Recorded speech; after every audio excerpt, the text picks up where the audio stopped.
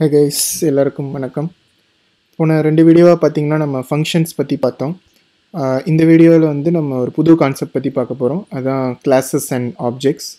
Classes and ஆப்ஜெக்ட்ஸ்னால் என்ன, அதை பற்றி நம்ம ஃபஸ்ட் பார்க்குறதுக்கு முன்னாடி அது எதுக்காக வேணும் அப்படிங்கிறத நான் கொஞ்சம் எக்ஸ்பிளைன் பண்ணுறேன்.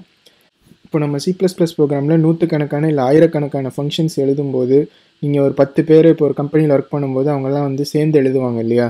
அப்போல்லாம் வந்து ஒரே ஃபங்க்ஷன் நேம் கொடுத்து அது வந்து இன்னொரு ஃபங்க்ஷன் நேமோட கான்ஃப்ளிக்ட் ஆகிறதுக்கு, அதாவது ஒரே ஃபங்க்ஷன் நேமே திருப்பி யூஸ் பண்ணுறதுக்கு நிறைய வாய்ப்புகள் இருக்குது. அதெல்லாம் வராமல் இருக்கிறதுக்கும் அந்த மாதிரி ப்ராப்ளம்லாம் சால்வ் பண்ணுறதுக்கும் தான் நம்ம வந்து கிளாஸஸ் அண்ட் ஆப்ஜெக்ட்ஸ்லாம் யூஸ் பண்ணுவோம். அதாவது ஒரு 4-5 ஃபங்க்ஷன் இல்லை ஒரு 10-15 ஃபங்க்ஷன் இருக்குது. அதெல்லாம் ஒரே ஒரு குறிக்கோளோட தான் அந்த ப்ரோக்ராமில் இருக்குது.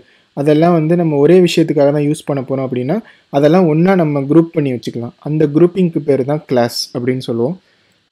இப்போ நான் ஒரு எக்ஸாம்பிள் மூலியமாக அதை உங்களுக்கு நான் எக்ஸ்பிளைன் பண்ணுறேன்.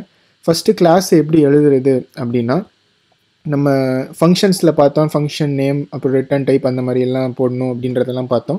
இப்போ அதே மாதிரி கிளாஸ் எழுதும்போது ஃபஸ்ட்டு கிளாஸ் அப்படின்னு நம்ம டைப் பண்ணணும். ஏன்னா நம்ம கிளாஸ் எழுத போகிறோம் அப்படின்னு நம்ம ஃபஸ்ட்டு கம்ப்யூட்டருக்கு சொல்கிறோம். அடுத்து அந்த கிளாஸுக்கு ஒரு பேர் கொடுக்கணும். இப்போ பார்த்தீங்கன்னா நம்ம ஏதாவது ஒரு பேர் கொடுத்துக்கலாம். நான் சும்மா ஏ கிளாஸ் அப்படின்னு நான் கொடுக்குறேன். அதுக்கப்புறம் கர்லி பிரேசஸ் போட்டுட்டு இந்த ஃபங்க்ஷன் மாதிரி இல்லாமல் கிளாஸை நீங்கள் டிஃபைன் பண்ணும்போது கர்லி பிரேசஸ்க்கு அப்புறம் ஒரு செமிகோலன் போட்டு நீங்கள் எண்ட் பண்ணணும். நம்ம பார்த்தோம் ஃபங்க்ஷனில் வந்து செமிகோலன் வராது, ஆனால் கிளாஸஸில் வந்து செமிகோலன் நீங்கள் போடணும். சரி, இப்படி தான் வந்து நம்ம ஒரு கிளாஸ் எழுதணும். அடுத்து நம்ம ஏதாவது ஒரு ஃபங்க்ஷனை வந்து இந்த கிளாஸ்க்குள்ளே போடணும் அப்படின்னு நினச்சோன்னா அதெல்லாம் வந்து இந்த கிளாஸ்க்குள்ளார நம்ம எழுதிக்கலாம். ஆனால் இப்போ நம்ம கிளாஸில் பார்த்தீங்கன்னா நம்மளுக்கு நிறைய ஆப்ஷன்ஸ் இருக்குது. சில ஃபங்க்ஷன் எல்லாம் வந்து நம்ம வெளியிலேருந்து யாராலையும் அதை கால் பண்ண முடியாது அப்படிங்கிற மாதிரிலாம் நம்ம எழுத முடியும். இப்போ வந்து நம்ம மெயின் ஃபங்க்ஷன்லேருந்து பார்த்தீங்கன்னா முன்னாடி வேறு ஃபங்க்ஷன்லாம் வெளியில் எழுதிட்டு மெயின்லேருந்து கால் பண்ணோம் இல்லையா? அந்த மாதிரி நம்ம கிளாஸ்க்குள்ளார எழுதியிருக்க ஃபங்க்ஷன் எல்லாம் நம்ம மெயின்லேருந்து கால் பண்ண மாதிரி அலோவ் பண்ணணும், அதாவது அதுக்கு அனுமதிக்கணும் அப்படின்னு நினச்சோன்னா ஃபஸ்ட்டு நம்ம பப்ளிக் அப்படிங்கிற ஒரு ஆக்சஸ் ஸ்பெசிஃபையரை எழுதணும். இப்போ பப்ளிக்குன்னு போட்டுட்டு நம்ம ஒரு கோலன் போடுறோம். செமிகோலன் கிடையாது, கோலன். இதுக்கு பேர் தான் வந்து ஆக்சஸ் ஸ்பெசிஃபையர் அப்படின்னு சொல்லுவாங்க. இது எதுக்கு அப்படின்னா நம்ம பார்த்த மாதிரி இதில் எழுதுகிற நம்ம ஃபங்க்ஷன்லாம் வெளியிலேருந்து கால் பண்ணுறதுக்கு நான் அலோவ் பண்ணுறேன் அப்படிங்கிற மாதிரி நம்ம கிளாஸில் சொல்லலாம். இப்போ இதுக்கு கீழே எழுதுகிற எல்லா ஃபங்க்ஷன்ஸுமே நீங்கள் வெளியிலேருந்து கால் பண்ணலாம். இப்போது நான் சிம்பிளாக வந்து முன்னாடியே நம்ம பார்த்த மாதிரி ஒரு பிரிண்ட் பண்ணுற ஒரு ஃபங்க்ஷன் எழுதுகிறேன். அது வந்து எதையுமே ரிட்டர்ன் பண்ண தேவையில்லை, அதனால் வாய்டுன்னு போட்டுக்கிறேன். அப்புறம் பிரிண்ட் ஹலோ அப்படின்னு ஒரு ஃபங்க்ஷன் எழுதுகிறேன். எந்த ஆர்குமெண்ட்டும் இருக்க போகிறதில்ல, ஏன்னா இது சும்மா பிரிண்ட் மட்டும்தான் பண்ண போகுது. கர்லி பிரேசஸ் போட்டுட்டு சி அவுட் ஹலோ அப்படின்னு நான் எழுதிக்கிறேன். இப்போது நம்ம ஒரு ஃபங்க்ஷன் எழுதியிருக்கோம் இந்த கிளாஸ்க்குள்ளார.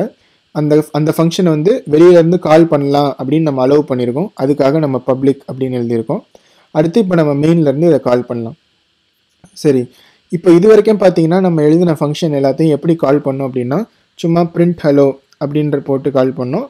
ஏதாவது வேல்யூ பாஸ் பண்ணணும்னா பாஸ் பண்ணுவோம், இல்லாட்டி வெறும் பேரந்தசிஸ் போட்டு செமிகோலன் போடுவோம்.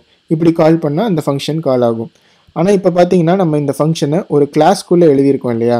இது ஏன் நம்ம எழுதியிருக்கோம் அப்படின்னா, ஒருவேளை நீங்கள் இதே ஃபங்க்ஷனை நிறையா வாட்டி எழுதியிருக்கீங்கன்னு வச்சுக்கோங்க உங்கள் ப்ரோக்ராமில். இப்போ இந்த கம்ப்யூட்டருக்கு வந்து எந்த ஃபங்க்ஷனை கால் பண்ணணும் அப்படின்னு எப்படி தெரியும்? இப்போ வந்து நம்ம ஒரே ஒரு ஃபங்க்ஷன் தான் பிரிண்ட் ஹலோன்னு இருக்குது. ஒருவேளை 2-3 இருந்துச்சுன்னா உங்களுக்கு அது எப்படி கால் பண்ணணும்னு தெரியாது இல்லையா? அதுக்காக தான் வந்து நம்ம நெக்ஸ்ட் கான்செப்ட் யூஸ் பண்ணுவோம். அதுதான் வந்து ஆப்ஜெக்ட்ஸ். கிளாஸஸும் ஆப்ஜெக்ட்ஸும் ரொம்ப ரொம்ப க்ளோஸாக ரிலேட்டடான ஒரு கான்செப்ட்டு. இப்போது நம்ம கிளாஸில் எழுதியிருக்க எதையாவது ஒன்று யூஸ் பண்ணணும் அப்படின்னா அதுக்கு வந்து நம்ம ஃபஸ்ட்டு ஒரு ஆப்ஜெக்டை டிக்ளேர் பண்ணணும். சரி, எப்படி ஆப்ஜெக்டை டிக்ளேர் பண்ணுறது அப்படின்னு பார்த்தீங்கன்னா, நம்ம கிளாஸை வந்து என்ன நேம் கொடுத்துருக்கோமோ அதை எடுத்துக்கோங்க. அதை வந்து நம்ம எழுதிட்டு இப்போது இந்த ஆப்ஜெக்டோட பேரை நம்ம கொடுக்கணும். பார்த்தீங்கன்னா நான் சும்மா ஆப்ஜெக்ட் அப்படின்னே கொடுக்குறேன். இப்போ செமிகோலன் இப்படி போட்டிங்கன்னா என்ன ஆகும் அப்படின்னா, சரி இந்த கிளாஸுக்கு நான் இந்த ஆப்ஜெக்ட் எழுதியிருக்கேன், இந்த கிளாஸ்லேருந்து நீங்கள் இனிமேல் ஏதாவது யூஸ் பண்ணணுன்னா இந்த ஆப்ஜெக்ட் வழியாக தான் நீங்கள் அதை யூஸ் பண்ண முடியும். அப்போது இப்போ நம்ம பிரிண்ட் ஹலோ நம்ம இதிலேருந்து யூஸ் பண்ணணும் அப்படின்னா இந்த ஆப்ஜெக்டை வச்சு நம்ம யூஸ் பண்ணலாம். அதை எப்படி யூஸ் பண்ணுறது அப்படின்னா, முதல்ல நம்ம ஆப்ஜெக்ட் அப்படின்னு எழுதிக்கணும். அதுக்கப்புறம் ஒரு டாட் போட்டிங்கன்னா இதில் உள்ளே இருக்க இதுக்குள்ள பப்ளிக்காக இருக்கிற எல்லாத்தையுமே நீங்கள் யூஸ் பண்ணலாம்.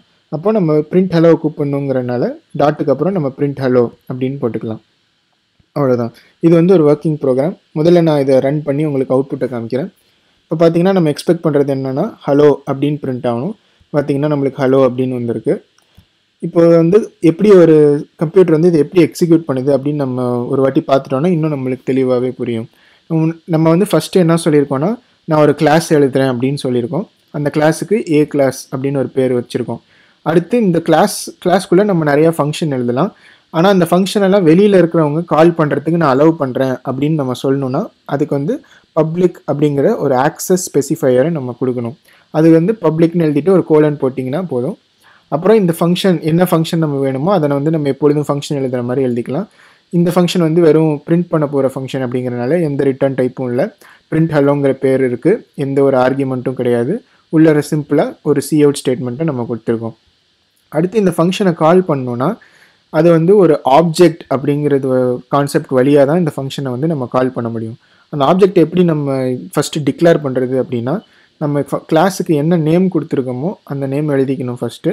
அடுத்து ஏதாவது ஒரு வேரியபிள் நேம், அதாவது இந்த கிளாஸுக்கு நம்ம ஒரு வேரியபிள் நேமை டிக்ளேர் பண்ணணும். இது வந்து என்ன வேணால் இருக்கலாம், ஆப்ஜெக்ட்னு இருக்கணும்னு அவசியம் இல்லை, ஏபிசி அப்படின்னு கூட இருக்கலாம். ஆனால் நீங்கள் என்ன ஆப்ஜெக்ட் நேம் கொடுத்துருக்கீங்களோ அந்த ஆப்ஜெக்ட் வழியாக தான் நீங்கள் அந்த ஃபங்க்ஷனை கால் பண்ண முடியும். இப்போ ஏபிசின்னு நான் ஒரு இந்த கிளாஸோட ஆப்ஜெக்டை டிக்ளேர் பண்ணிவிட்டு ஏபிசி போட்டுட்டு ஒரு டாட் போட்டேன்னா இந்த கிளாஸில் இருக்க ஏதாவது ஒரு பப்ளிக் ஃபங்க்ஷன்ஸை வந்து நீங்கள் யூஸ் பண்ண முடியும். இப்போ நம்மளுக்கு இருக்கிறது ஒரே ஒரு ஃபங்க்ஷன் தான், அதனால் ஏபிசி போட்டுட்டு அடுத்து பிரிண்ட் ஹெல்லோவை கால் பண்ணியிருக்கோம். இப்போது ஜஸ்ட் நான் உங்களுக்கு வந்து இந்த பப்ளிக் போடலன்னா என்ன ஆகும் அப்படின்னு காமிக்கிறதுக்கு நான் இதை கமெண்ட் பண்ணிவிட்டு மறுபடியும் இந்த ப்ரோக்ராமை ரன் பண்ணுறேன். இப்போ பார்த்தீங்கன்னா இந்த ஃபங்க்ஷனை வந்து வெளியில் இருக்கவங்க கால் பண்ண முடியாது, அதனால் நம்மளுக்கு எரர் வரும்.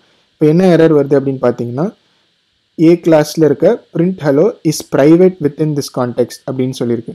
அப்படின்னா என்ன அர்த்தம்னா, இந்த ஃபங்க்ஷன் வந்து ப்ரைவேட்டு, இது வந்து பப்ளிக்காக நீங்கள் சொல்லலை, பப்ளிக்காக எல்லோரும் யூஸ் பண்ணலாம் அப்படின்னு நீங்கள் சொல்லலை, அதனால் இதை யூஸ் பண்ண முடியாது அப்படின்னு நம்மளுக்கு வந்து எரர் காமிக்குது. அதுக்காக தான் நம்ம இந்த பப்ளிக்குன்றதை போடணும். இந்த ஆக்சஸ் ஸ்பெசிஃபையர் பற்றி நான் வந்து இன்னொரு வீடியோவில் தெளிவாக எக்ஸ்பிளைன் பண்ணுறேன். நம்மளுக்கு இன்னும் நிறையா இருக்குது. ப்ரைவேட்டுன்னு நம்ம எழுதலாம், பப்ளிக் இந்த வீடியோ எழுதியிருக்கோம், அது மாதிரி ப்ரொடெக்டட்னு ஒன்று இருக்குது. இந்த கான்செப்ட்ஸ் பற்றிலாம் நான் அடுத்த வீடியோவில் எக்ஸ்பிளைன் பண்ணுறேன்.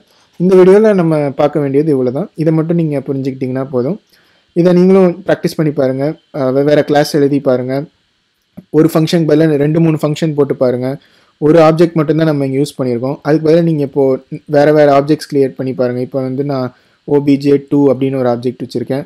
இதில் வந்து இந்த ஆப்ஜெக்டையும் யூஸ் பண்ணி நீங்கள் ரன் பண்ணி பாருங்கள். இந்த மாதிரி நீங்களும் நிறைய ப்ராக்டிஸ் பண்ணி பாருங்கள். உங்களுக்கு ஃபுல்லாக புரிகிற வரைக்கும் அதை ப்ராக்டிஸ் பண்ணுங்கள். இந்த வீடியோ திருப்பி பாருங்கள். ஏதாவது சந்தேகம் இருந்தால் கண்டிப்பாக கமெண்ட்டில் கேளுங்க, நான் உங்களுக்கு ஆன்சர் பண்ணுறேன். தட்ஸ் ஆல் இந்த வீடியோவுக்கு.